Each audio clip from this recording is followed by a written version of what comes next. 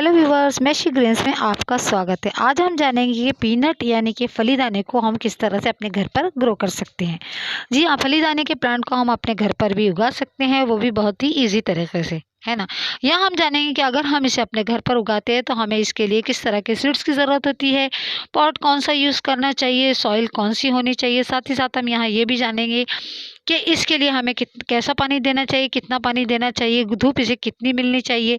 उसके साथ साथ हम यहाँ ये भी जानेंगे कि फर्टिलाइज़र हमें कौन सा यूज़ करना चाहिए, पेस्टिसाइड कौन सा होना चाहिए, इसमें पेस्टिसाइड यूज़ करना चाहिए भी या नहीं करना चाहिए। साथ ही साथ हम जानेंगे कि इसे कब ग्रो करना चाहिए, मतलब इसकी सीडलिंग कब करना चाहिए और इसकी हार्वेस्टिंग कब होती है ना।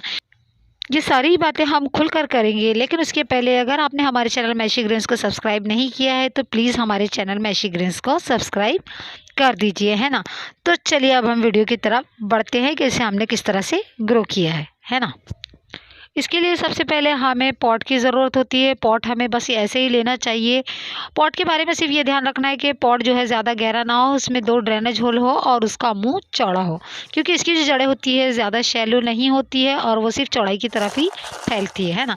उसके बाद हमें क्या करना है कि हमें कुछ कंकड़ पत्थर लेना है और फिर इसमें चाहे तो आप गमले के टुकड़े भी यूज़ कर सकते हैं ना। हमें इस तरह से इसमें रख देना है ताकि हमारा ड्रेनेज होल बंद ना हो, है ना। उसके बाद हम इसमें सॉइल लेंगे। सॉइल हमें इसमें 50% गार्डन सॉइल लेना है, 40% हम इसमें रिवर सैंड लिए हैं और इसमें 10% हमने वर्मी कंपोस्ट मिलाया है।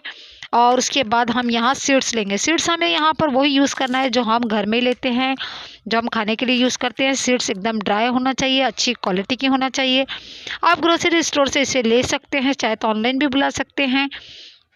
भुने हुए बीज हमें इसमें बिल्कुल नहीं लेना है। भुना हुआ बीज लेने से इसमें सीडलिंग बिल्कुल नहीं होती। इस तरह से हमें 8, 10, 15 बीजों को ले लेना है। यहाँ हमने 10 से 12 सीड्स लिए हैं और उसे बस इस तरह से हमें जमा देना है ना। चाहे तो आप इसे आधा इंच गहराई में भी डाल सकते हैं। यहाँ हमने 15 से 20 बीज डाल दिए हैं, शायद 15 डाले हैं। और उसके बाद हमें इसे आधा इंची मिट्टी की लेयर से हम इसे ढक देंगे, है ना। इसे हमें ज़्यादा मिट्टी नहीं डालना है, नहीं तो जो उसके सीड्स है वो अंदर दब जाते हैं। उसके बाद हमें इसमें 2 कप पानी डालना है। इतनी मिट्टी के लिए 2 कप पानी सफिशिएंट होता है। उतना ही पानी डालें कि मिट्टी से अच्छी तरह से ऑब्जर्व कर सकें, है ना। इसके बाद हमें इसे सेमी शेडेड एरिया में रखना है, या अगर बहुत धूप आती है तो वहीं रखना है जहाँ से इसे 2 से 3 घंटे की धूप आराम से मिलती रहे, है ना। उसके बाद हम देखेंगे कि हमें इसका क्या रिज़ल्ट मिलता है ना। 3 हफ्ते गुजर चुके हैं और ये देखिए हमारे सामने इसका रिज़ल्ट मौजूद है। रिज़ल्ट तो बहुत ही अच्छा आया है, लेकिन हमने जितने बीज इसमें डाले थे, सीड्स डाले थे, वो फ्रेंड्स उतनी अच्छी तरह से ग्रो नहीं हुए। उसमें से 2-3 वीडियो लेट हो गई, तो देखिए इसमें से तीन जो प्लांट थे वो बड़े हुए और वो सूख कर मर गए। लेकिन फिर भी हमारे पास 4 से 5 प्लांट अभी भी मौजूद है। 1-2 अभी आज सीडलिंग हो रही है। और इस तरह से हमें इसका देखा जाए तो हमें 50% इसका 60% रिज़ल्ट मिल गया है ना।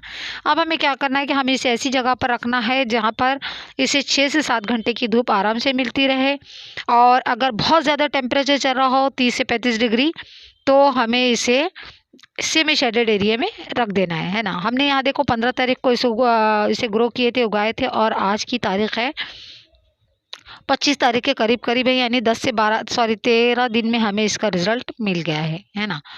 और इसके बाद हम बात करेंगे कि इसमें फर्टिलाइज़र हमें कौन सा यूज़ करना चाहिए। तो फर्टिलाइज़र हमें इसके अंदर NPK का यूज़ कर सकते हैं। अगर केमिकल देना है तो आप 1 लीटर पानी में 1 टीस्पून NPK फर्टिलाइज़र घोलकर उसमें से दे सकते हैं। और अगर आप ऑर्गेनिक फर्टिलाइज़र यूज़ करना चाहें तो आप बोन मील पाउडर दे सकते हैं। उसे भी आपको 1 टीस्पून 1 लीटर पानी में डिज़ोल्व करके इसे दे देना है ना।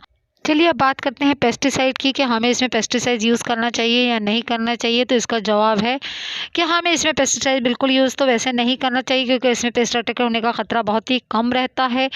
फिर भी अगर कभी ऐसे लगे कि इसकी जड़ों में फंगस लग रही है, तो वो जो ओवर वाटरिंग की वजह से रूट रॉट्स हो जाती है और इससे फंगस लगती हैं, अगर आपको ऐसा लग रहा है तो आप इसमें पेस्टिसाइड्स के लिए आप नीम ऑयल का यूज़ कर सकते हैं। आप नीम ऑयल 1 लीटर पानी में 10 ml नीम ऑयल डाल दीजिए और उसका स्प्रे इसके रूट्स पर और इसके यहाँ ऊपर ब्रांचेस पे इस पे आराम से कर सकते हैं। ऐसा आपको हफ्ते में एक बार करना है ना।